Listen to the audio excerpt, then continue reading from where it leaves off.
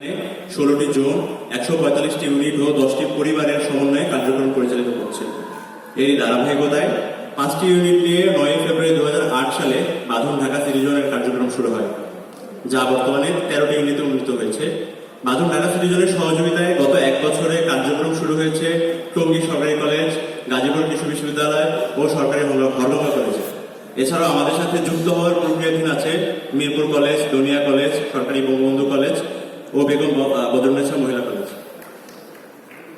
বাঁধন ঢাকা সিটি জোনের কার্যক্রমকে আরো সুন্দর ও সুশৃঙ্খলভাবে পরিচালনা করার লক্ষ্যে বাঁধন কেন্দ্রীয় পরিষদের সিদ্ধান্ত মোতাবেক গঠনতন্ত্র অনুযায়ী জোনকে পুনর্বিন্যাস করে দক্ষিণ সিটির 10টি প্রতিষ্ঠান নিয়ে বাঁধন ঢাকা দক্ষিণ জোন সংযুক্ত থাকবে নারায়ণগঞ্জ, মুন্সিগঞ্জ ও নরসিংদী জেলা, এবং উত্তরের 6টি প্রতিষ্ঠান নিয়ে বাঁধন ঢাকা উত্তর জোনে রূপান্তর করা হয়েছে। আমরা স্বপ্ন দেখি সেদিনের, যেদিন বাংলাদেশের প্রতিটি মানুষ তার নিজের রক্তের গ্রুপ জানবে এবং স্বেচ্ছায় রক্তদানে এগিয়ে আসবে। এক নজরে 2024 দায়িত্ব গ্রহণ 8ই মার্চ 2024 খ্রিস্টাব্দ, দায়িত্ব হস্তান্তর 1 মার্চ 2024।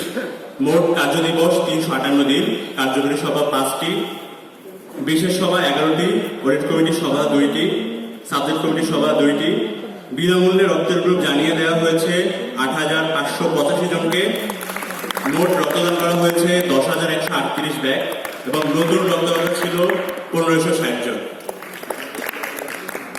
2024 সালে আমাদের কার্যক্রম সমূহ: প্রক্রিয়াধীন নতুন প্রতিষ্ঠানে যোগাযোগ বৃদ্ধি এবং কার্যক্রম শুরু, টঙ্গী সরকারি কলেজে বাঁধনের কার্যক্রম শুরু ও বিনামূল্যে রক্তের গ্রুপ নির্ণয় কর্মসূচি